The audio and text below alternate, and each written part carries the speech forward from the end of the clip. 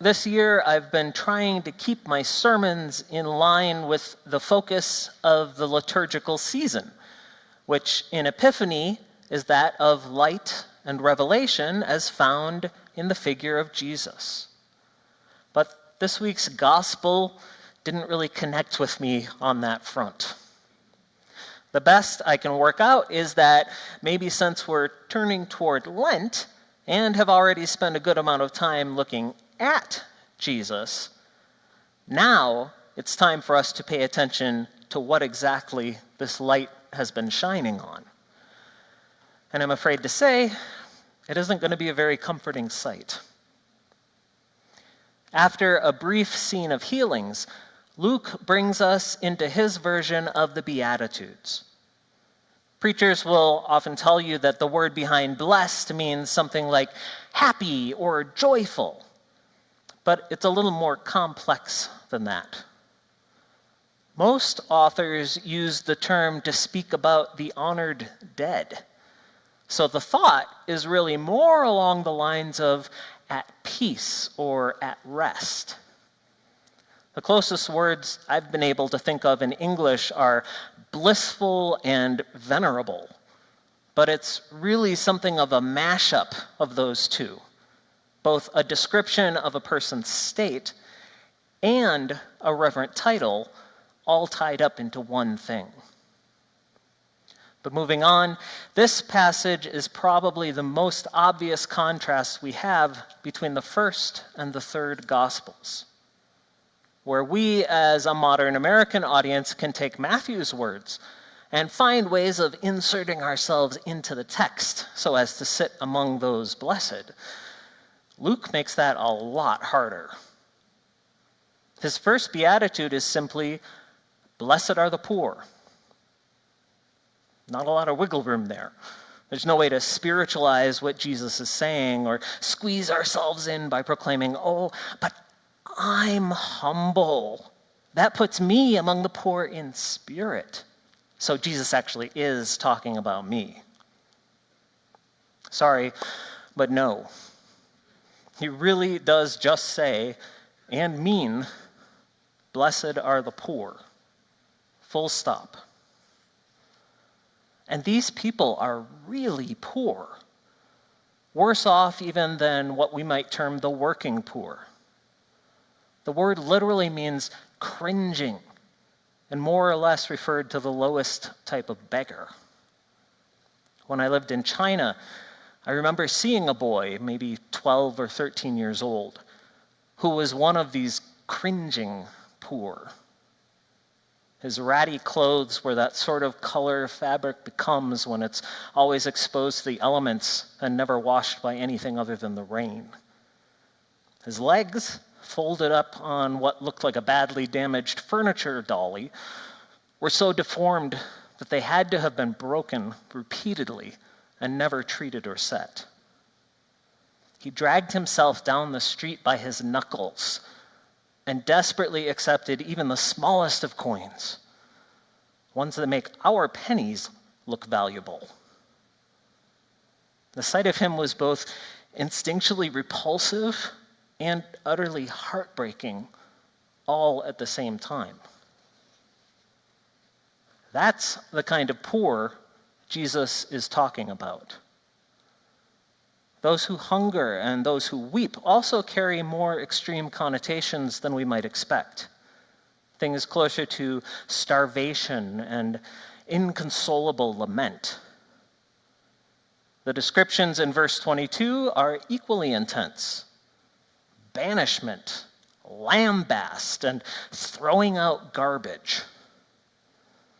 Not many of us could genuinely fit ourselves into these categories, nor would or should anyone actually want to.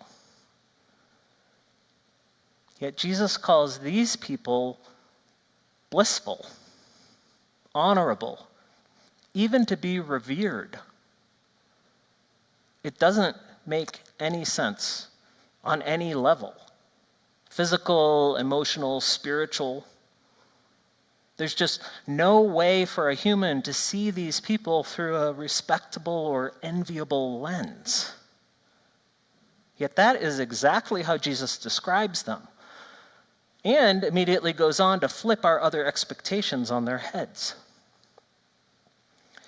In English, it's easy to read woe as a statement of judgment or condemnation. Something like, "Woe to you, sinners, the pits of hell await you." But that isn't really the case here. This is an onomatopoeia, a word that sounds like what it means, which is a wail of despondence. Pronounced out loud, it would have been something like, "Why? Why for you, the wealthy? Why for you who have glutted yourselves?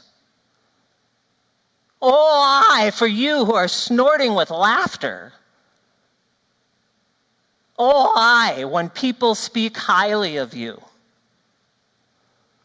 Why? Why? Why?" Again, this simply doesn't make sense. These are the people any of us would love to be, the ones we actually hope to be, billionaires and other powerful figures who do whatever they want while society just stands by. Yet Jesus is despairing over them. The last time we encountered this passage, I speculated that maybe what Jesus is doing is shining a light on our corrupt and often selfish ideas about God's kingdom. We've imagined this fantasy of exaggerated overflow. All the food we want, all the stuff we want, all the leisure we want. So much joy and happiness that it almost becomes boring. Sadly, our concept of heaven is generally just gross and everlasting gluttony. And while that might be perfectly in line with the American dream, I suspect it has little or nothing to do with God's dream. A few weeks ago, I defined the gospel as being about God, a declaration of God's character and desires for creation. God is, on a foundational level, the source of and for all being. One that creates and provides. One that brings into existence and tends and nurtures and carries and maintains, and then brings back to rest in itself. But what if God's nature isn't to offer excess? What if God's kingdom actually has nothing to do with overindulgence or waste or consumption? What if God's aim is to provide enough?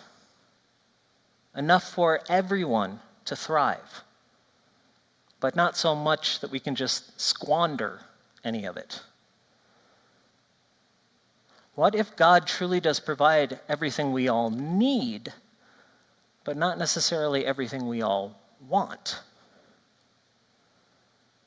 What if God's generosity and provision is rooted in an expectation that God's children, God's image, will reflect that same generosity, that will care for one another and provide for one another and offer others the things that they also need? And just to be clear, I am not talking about any form of governmental practice or theory. When we explored this text 3 years ago, a couple left the church because they said I was promoting socialism. So let's be honest. Socialism does indeed sound similar to these ideas, but that's because it's drawn from a particular interpretation of what Jesus says here and elsewhere in the Gospels. The difference between socialism and what I'm talking about is the difference between empire and God's kingdom. Socialism and its offshoots force participation and impose equality. God's kingdom, God's dream of enough is genuinely voluntary. We share and provide for one another not because we must, not because any law or powerful figure or even shame is forcing us to, but because we naturally and willingly reflect who and how God is. We choose to be generous and creative with our resources. We choose to provide. If the basis of God's kingdom is enough, Luke's beatitudes and woes begin to make more sense. For those who lack now, enough may be genuinely blissful. If you're starving, enough feels like a feast. If your life has been nothing but poverty and sorrow, enough can become a source of joy. When your very existence is a struggle to be seen as human, enough, expressed as equality or even just acceptance, is a manifestation of God's love, a true experience of heaven itself. But for those of us used to luxury, people who've soaked ourselves in overflow and become accustomed to greed, we who expect to receive special treatment, enough, or equality, may just be a nightmare, a literal taste of hell and all the fear that surrounds it. And watching others enjoying themselves while you feel like you're wasting away makes them enviable indeed. Thus shines Jesus' light in this passage, and thus he exposes one of the greatest challenges and struggles of our day and of our culture. So what will we do? How will we respond? What can be done to prepare for this divine reality? Are there ways that each of us can better reflect God's attributes in a world that celebrates presumption and greed? Can we treat others with dignity and respect, even those whose state we might find disgusting or abhorrent? Are we willing to train ourselves to take on the identity of our Father, to become a resource for life and love, a people of peace and generosity and simple kindness?